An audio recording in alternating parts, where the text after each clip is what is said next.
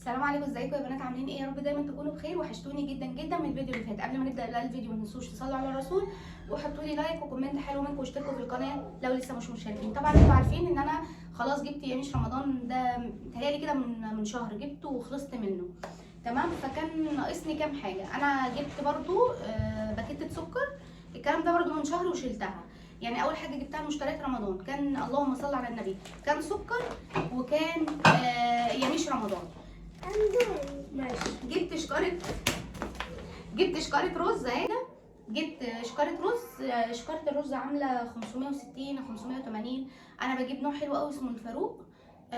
بصراحة كنت الاول بجيب الساعة، كانت البتاع على بعضها كده بتبقى عاملة حوالي 10 كيلو، فبصراحة ما كانتش حلوة خالص، مش اللي احسن حاجة، بتخلص على طول.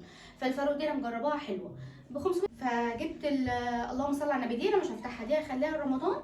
فجبت عندي انا في البيت عندي نص شكاره رز، فدي مش هفتحها، دي هتتشال رمضان. والسكر شايله واحده برده رمضان، ما عنديش تاني. يعني بقى ماما بتجيب اللي هي بتجيبه من التموين ده بنستخدمه. طبعا انتوا عارفين ان احنا هنا في مصر كل واحده بيبقى عندها ايه تموين. فعندي السكر الحمد لله، وعندي الرز، وعندي انواع مكرونه، عندي شعريه، وعندي لسان عصفور. كنت انا جايبه كام نوع مكرونه، بس الكلام ده كان من 6 شهور. بس عندي يعني عشان انا كنت جايبه علب، فعندي لسه فاضل، فمش هجيب مكرونات. النوع الواحد اللي ناقص سباكيتي، فهوريكم دلوقتي انا جبت ايه. تمام، يبقى جبت اللهم صل على النبي. جبت شكاره الرز، وعندي باكيته السكر. طبعا السكر عشان الكنافه، وعشان طبعا رمضان كله بيبقى عصاير، يعني بنجيب عصاير، بنعمل حلويات، بنعمل مشروبات. جبت علبة مكرونة الملكة اسباجيتي، كرتونة عاملة 260 جنيه. فدي اوفر لي، عايزه اقول لكم دي ممكن بقى تقعد معايا 8 شهور والله العظيم، زي ما بقول لكم كده. لان انا مش اللي هي مثلا المكرونه مش بنعملها كل يوم، وفي نفس الوقت مش اللي هي بنعمل نفس النوع، فاهمني؟ اهي جبت الكرتونه فيها، هاتي اعملي سكينه من وراكي، 20 كيس الملكه. جبتها كده على بعضها ب 260 جنيه، بدل ما اجيب 5 اكياس في 4 اكياس. انا مره جبت شويه مكرونات كان 10 اكياس او حاجه، كانوا عاملين 150 جنيه، وعايزه اقول لكم ما كملوش شهر. فدي جبتها. وبصوا بقى، وجبت بتاعه الملح دي اللي هي كوكس، دي بقى بنجيبها لتنظيف الطيور، الفراخ، بط، برضو بنقع اي حاجه مثلا. الملح حلو. جبت دي عامله كام؟ 45 جنيه.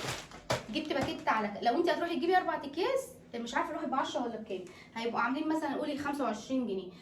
انا حطيت عليها 20 جنيه وجبت ايه، باكيته كامله على بعضها لتنظيف بقى الفراخ البلدي، البيضه، نعمل مثلا بانيه، فدي حلوه قوي في البيت.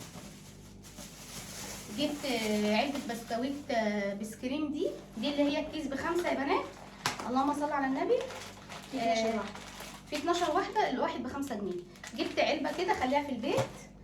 وجبت علبه صلصه، طبعا دي مش هفتحها لان انا عندي واحده، دي انا جايباها رمضان، عندي واحده يعني هنا مفتوحه. وجبت ربع شاي العروسه، تمام، العروسه ب55 والصلصه ب55. جبت 3 ازايز، دولت هشيلهم برده رمضان، لان انا كنت لسه جايبه اول امبارح ازازتين يعني فاتحينهم في المطبخ، فاهمني؟ فجبت ازازتين، 3 ازايز قصدي. ده سلسال يا بنات، مجربه النوع ده حلو قوي. الازازه عامله 65 جنيه، تمام. ده اندومي كار الارتال بقى واماني مع بعض. جبت 4 علب زبادي اهو. جبت بقى عشان انا نفسي، عايزه اقول لكم بقالي شهر بحلم باللوبيا، هموت نفسي كده في اللوبيا. فجبت نص كيلو عامل، مش عارفه عامل، هشوف لكم الفاتوره دلوقتي. اللوبيا بكام؟ النص اللوبيا ب35 اهي، تمام. وجبت نص كيلو عسل اسود. العسل السايب ده بنجيبه من عند حد، بصراحه حاجته حلوه قوي. وجبت لبن نيدو باودر كده سايب حلو برضو، ودوت جنزبيل، تمام. اللهم صل على النبي. جبت كيلو ليمون. الكيلو الليمون النهارده عامل 35 جنيه اهو. جبت كيلو، تمام. اللهم صل على النبي. وجبت هنا لحمه. عايزه اقول لكم اتخانقت مع الراجل. اسكت، انا في اي حته ماشيه بتخانق، اسكت ما اعرفش. اهو جبت كيلو لحمه، قلت بقى اعمله على اللوبيا وشويه رز بشعريه كده يا اخواتي، ايه ونعمل اكله حلوه، بس مش عارفه اعمل لهم جنبها لسان عصفور ولا اعمل لهم ملوخيه، فلسه هنسال اختي بقى عشان نشوف هتعمل ايه. حبيبي عندي ايه بقى؟ كان عندي يا اختي فرخه بيضه في الثلاجه، كان عندي فرخه ووركين. رحت عملت ايه؟ لا في اتنين ده واحد. طب هاتي، كنت واخده فاكرين الصدور اللي عملت بيها الشاورما؟ اتفضل من الفرختين دولت الوركين، لان انا عملت قبل كده برضه فرخه بلدي ومعاها وركين ابيض، فاهميني؟ فرحت خدتها، كنا غاسلينها ونقعينها كويس، رحنا وديناها للشوايه، قلت له انت اعملها بس شويها وانا اعمل هنا شويه بطاطس وسلطه خضراء، لان هو السلطه الخضراء بتاعته ما تتاكلش بصراحه، الشهاده لله. قلت له السلطه بتاعته مش حلوه والطحينه بتاعته ما بتعجبنيش، فقلت له شوي انت الفرخه وانا هعمل بقى بطاطس، او هعمل طبق طحينه كبير وطبق سلطه، هنشوف بس مع بعض. طبعا انت فرحانه يا اماني، انت هنا مستمعه في البيت. مين اللي عنده اخت صغيره في البيت بتبقى مستمعه فقط ما بتشاركش؟ يعني اماني في بيتنا ما بتشاركش غير ببقها بس تاكل. اقسم بالله ده انا هي فاضل لها سنتين وتتخرج والله العظيم وخلاص. انا بقول لهم بصوا انا لو طلت عايش في اسكندريه مش هتعرفوا ابعد حاجه، عشان كمان عشان ايه بقى؟ عشان ما حدش يجي يزورني. انتوا شفتوا دماغي؟ عشان كده هبقى في الشغل عاوزه. لا انت هتبقي في القاهره، انت هتبقي في القاهره نفسها، تمام؟ انا بقى هروح اسكندريه. ما انا هاجي معاكم او انت تبعتي؟ لا انا ابعت لك فين بقى؟ انا في اسكندريه هتلاقيني في الواحات. هتبعتي؟ انا هروح اعيش في الصعيد. تعالي ابعت لك لازم احنا هنقطع العلاقات، لو في اي حاجه ما بيننا كده هنقطع. صلوا على النبي يا جماعه. حبيبه كمان يعني انا بص حاسه ان انا بتعامل مع اتنين معاهم شهادات اطفال، انتوا فاهمين؟ اقسم بالله اقول لها هاتي لي طبق احط فيه الفاكهه، جايبه لي طبق اللي انتوا بصوا هي بتشوف ده احط فيه السفندي والبرتقال اللي انا جايبه 3 كيلو 3 كيلو، وانا اقول ايه؟ الله يعيني. جايبه واحده كابوتش اهي تمام ب 15 جنيه، جايبه السفندي والبرتقال. جبت السفندي انا بصوا امي دلوقتي مش عارفه بقى ايه ظروفها والله العظيم. انا لما بنزل بجيب السفندي كيلو ب 15 والبرتقال الكيلو ب 15. راح واحد قال لها يا حاجه ده حلو والله العظيم، الهي اتشل، الهي عيالي يموتوا، الهي ادخل جهنم حتف ان ده ب 17 جنيه. رحت قالت له بس يا ابني بس خلاص صدقتك اوزن لي 3 كيلو. مشينا من هنا فاحنا راجعين ماشيين بقى هو مش شايفنا، فالوليه بتقول له السفندي بكام؟ قال لها ب 15 جنيه يا حاج. راحت قالت له لا هي بعيد بقى، لا يا ابني تبقى كل اللي انت قلت عليه ده يحصل فيه كميه سرقه ونصب. عشان كده قلت لها ما هو اصلا السفندي ده هو كل اللي في السوق سفندي. قلت لها ده يعني براند، يعني ده هينزل بطننا كده، هناخد الجنسيه. قلت لها كله ب 15 كله ب 15. فانا امي دي بقى شكلي كده ايه، اخليها تريح الفتره دي، اريحها انا بقى عشان هي ما بترتاحش دلوقتي غير لما يتنصب علينا في السوق. فانا هخليها اديها ماتش اعتزال تريح، خليها ترتاح والله العظيم. اهي شوفي نقاوة امي الصلاة على النبي. معرفش امي كانت بتفكر في ايه وهي بتجيب السفندي. الراجل حاطط لي وزنت اللحمه فحطيت لي ربع كيلو يا بنات زي قراقيش كده، فبقول له لو سمحت ربع كيلو اللي انت حاطه دوت انا ما حدش هياكله، يعني انت وزن لي الربع كيلو ليه؟ لحمه فيها عظم، هو احنا حد قال لك ان احنا عندنا كلاب؟ انتوا فاهميني؟ فانا لما انا اجي اقسم دلوقتي اقسم لكل واحد نايبه فاديله حته عظمه ازاي اللي هو ازاي. فراح بقول له هي اجباري؟ راح بيقول لي ما هو ربنا عرفه بالعقل. وانا قلت لك واحنا ما نعرفش ربنا. راح بيقول لي ما هو العجل كله في سنين. قلت له انت تحط لنا بقى القراقيش، يعني انت تبيع حقك وتكسب وكده واحنا نحط واحنا ناكل القراقيش صح؟ رحت خليته غيرها. اوعي تسكتي على حقك، اوعي تسكتي على حقك. عايزه اقول لكم كلمتين ومن الاخر وانا مش فاضيه. عايزه اقول لكم يا بنات لو مثلا واحده بتكتب كومنت هي بتدخل تعلق لي من غير ما تفهم، من غير ما تركز هي كاتبالي ايه، انا لو انت فاضيه انا يا ستي مش فاضيه يعني بصراحه، وما عنديش دماغ ان انا ارد على حد. دي اول حاجه. بصوا انا مثلا انتوا علقتوا لي مره كنتوا يعني كان فيكم مش عارفه كنتوا متضايقين ولا ايه، قلت له انت بتقلدي قناه كذا. امبارح دخلتوا لي انت بتاخدي عنوان حد. احنا كنا ناس صايمين 15 شعبان، كنا صايمين 3 ايام 13 و14 و15، فكاتبه دعاء ان احنا في شعبان واللهم بلغنا رمضان، وامي كانت عامله عزومه فكتبت امي عامله عزومه. بتجيبوا لي سيره سماح لي؟ انا عامله عندها منتدى، انا عامله. فواحده بتقول لي انت بتدخلي بتشاركي العناوين. انتوا لو دخلتوا عند سماح ملهاش مش كاتبه ولا عنوان، هي جايبه مشتريات، جايبه حاجات. وانا اقول لكم على حاجه ثانيه مع احترامي للجميع، انا برضو مش فاضيه ان انا اتابع حد. انا دلوقتي هقعد مثلا اصور، هقعد بعد كده اكل، مثلا هعمل مونتاج، بقعد مع اخواتي شويه نتخانق مش نقعد، تمام؟ فانا مش عندي وقت. انا ما عنديش وقت. وبعدين مثلا اللي هي بتكتب عنوان دي هي متعلمه، هي متعلمه مثلا وانا مش متعلمه. يعني انتوا تعرفوا انا معايا ايه؟ يعني اصلا يعني انا يمكن حاجه اللي واخداها من الدنيا ان انا لابقه في الكلام، ان انا بعرف اكتب، ان انا بعرف اتكلم. فانا مش محتاجه ان انا اخش عند واحده اخد منها عنوان. ولو انا برضو عشان عايزه افهمكم حاجه، لو انا عايزه مثلا عشان الفيديو يجيب مشاهدات انا ممكن كنت اجيب اخت امانه دي اقتلها. يعني والله العظيم. اصلا انا هقول لكم على حاجه، انا لما دخلت اليوتيوب للاسف ماليش حظ. هقول لكم ليه ماليش حظ.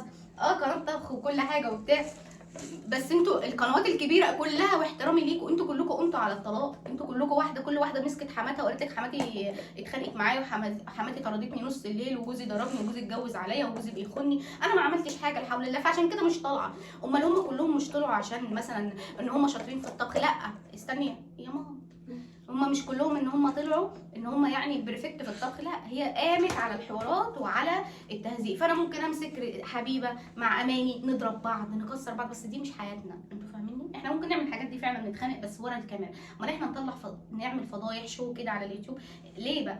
وانا فاتحه اليوتيوب عشان احكي لكم قصه حياتي مثلا؟ انا بعمل محتوى، فما فيش حد على اليوتيوب ممكن يشغلني غير ان انا اخد منه. لو انا اخد منها عنوان، طب ما اروح اخد منها فكره منيله ب 60 نيله زي اللي بتطلعوا بيها ترند دي وتجيب مشاهدات. مش دي احلى؟ مش دي هتاكل عيش؟ امال انا عنوان والله يا حبيبتي مش فاضيه، والله العظيم كان على عيني ان انا ادخل مثلا اخد من واحده عنوان. ايه ده؟ انا في فرق لما اكون بعمل شغل لقناتي انت بقى مثلا تلاقيتيني عند سماح انا منزله فيديو مش واخده عنوان. فاهماني يا حبيبتي؟ طبعا برد عليكي بالادب وكل حاجه، بس عشان في ناس بتدخل تعلق انا مش فاضيه والله. يعني بعد كده مش هرد، انا بعمل بلوك. انا مش فاضيه ارد على انتوا تعرفوا انا بعمل ايه؟ تعرفوا انا بخطط لايه؟ تعرفوش. تعرفوا مثلا انا لما اصور الحاجه دي وارجعها انا هعمل ايه في حياتي؟ ما تعرفوش. ممكن انا اقفل معاكم وامسك امان اختي برضه اضربها. انتوا فاهميني؟ انا متغاظه منها بس عشان كده. فما تجيبلوش والله سيره حد، لان انا مش شاغلني حد ومش بدور على حد. لو انا عايزه اخد منهم هم ما عندهمش حلو، هم عندهم حوارات. اخد لكم حوارات هتحبوني. انا عارفه ان انا لو عملت كده اي حوارات من اللي هم بيعملوها بتاعت الترندات دي هتحبوني، اقسم بالله هتحبوني. بس مش فاضي. لا ربنا ما يجيب مشاكل يا رب، وخلينا ماشيين زي ما احنا ماشيين. هرجع بقى كل الحاجه دي ونرجع مع بعض نغير بقى. اعمل لي كوبايه قهوه عشان اعمل لهم سلطه خضراء واحط فيها بصل عشان اماني ما تاكلش منها. انا عايزه اكل الاندومي دلوقتي. هي عايزه اندومي، جايبه الريتال اندومي وجايبه الاماني اندومي. ما جبتش لحبيبه حاجه، حبيبه هديها بسكريم. هي حبيبه زي نشرب قهوه وناكل بسكوت. نرجع الحاجه بقى يا اخواتي. ودي كان اول مشتريات لشهر رمضان. قولوا لي بقى، قولوا لي يا غزل انت جبتي مشتريات رمضان؟ انت بتقلدي اليوتيوب كله. ما هو اليوتيوب عمال يجيب كله مشتريات، يبقى كلنا بنقلد بعض. احنا بنجيب الحاجات اللي احنا متعودين عليها. ايه؟ ما ناكلش عسل. ما ناكلش. يلا يا بنات، الم الحاجه واتخانق مع اماني وحبيبه وارجع المطعم. هو المطعم حلو قوي ان هو يشوي فراخ وكده، بس ان هو يعمل سلطه لا، ولا السلطه ولا طحينه، ما بيبقاش عليها ولا ليمون. مش عارفه هم يعني، هو سبحان الله هو مطعم بس ايه، معقول يعني ما بيعرفوش يعملوا طحينه؟ ما يعجبنيش خالص خالص. رغم على عكس المطاعم بتحبوا انتوا اوقات تاكلوا في مطاعم عشان الطحينه بتاعتهم السلطه، دول السلطه بتاعتهم مش حلوه. وبعدين عشان احنا هنشوي الفرخه فالسلطه والطحينه تبقى بتمن، مش زي مثلا لو تطلبيها جاهزه بيجي معاها سلطه وطحينه. قلت اعمل السلطه براحتي، احنا بنحب مثلا عليها ايه بنحط عليها ايه براحتنا يعني. انا اصلا كده كده كنت مطلعه الفرخه دي، كنت هعمل لكم بيها وصفه. ماما كسلتني بقى، احنا قمنا ما كانش فيه ليمون. كان ناقص كام حاجه للوصفه بتاعتي اللي انا هعملها النهارده. فرحت قلت لا ده احنا لسه هننزل هجيب شويه الحاجات اللي هم ناقصيننا دول، وعقبال ما ارجع هيكون الوقت عدى. فقلت بقى ايه نمشيها كده.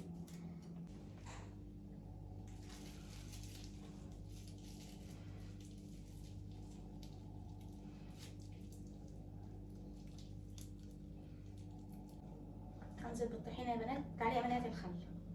انتوا عارفين على طول بنفكها بميه سخنه.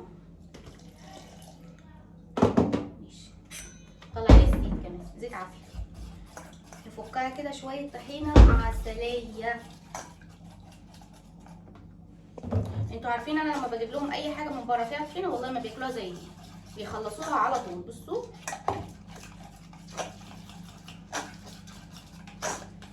تعرفوا الطريقه دي حلوه قوي. كل التوابل بتاعتها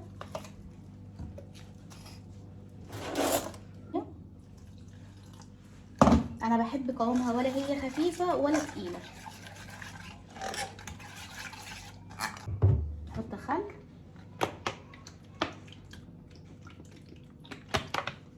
نحط علبه الزبادي. الاول كنت بعملها بملح وكمون وكزبره وشطه بس، فبصراحه كان بتبقى حلوه وزبادي. لا دلوقتي حطيت لها تركتين كده 2 والله العظيم ما تعرفي تخيريها عن اكبر المطاعم في مصر. علبه الزبادي اهي.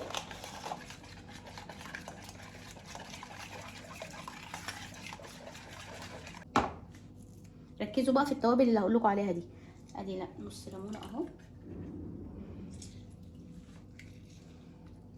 مش هحط النص التاني غير لما ادوق دي. مش هحط ليمون تاني، الليمون عشان كبير يا بنات طلعت ايه مظبوطه.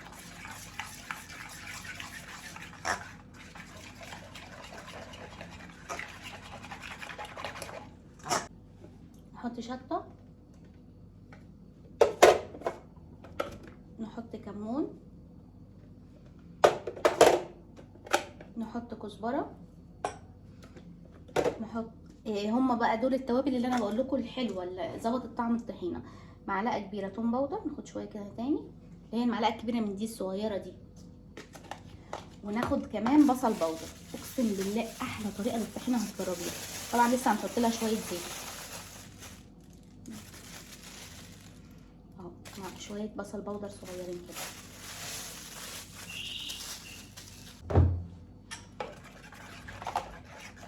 نقلب، نحط شويه زيت.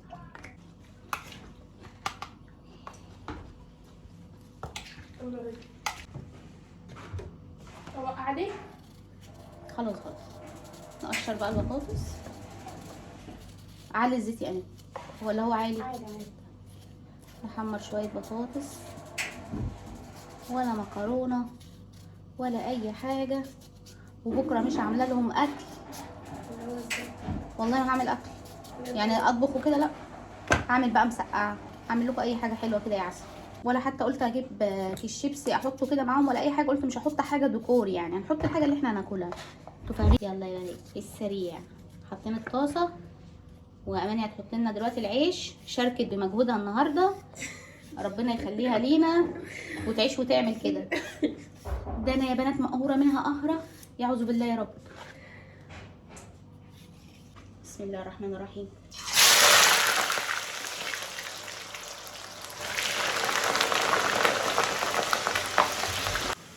هاي البطاطس اهي دخلت. هما بيجيبوا الفرخه اهو بتاع الدليفري دي. يلا يا نونا.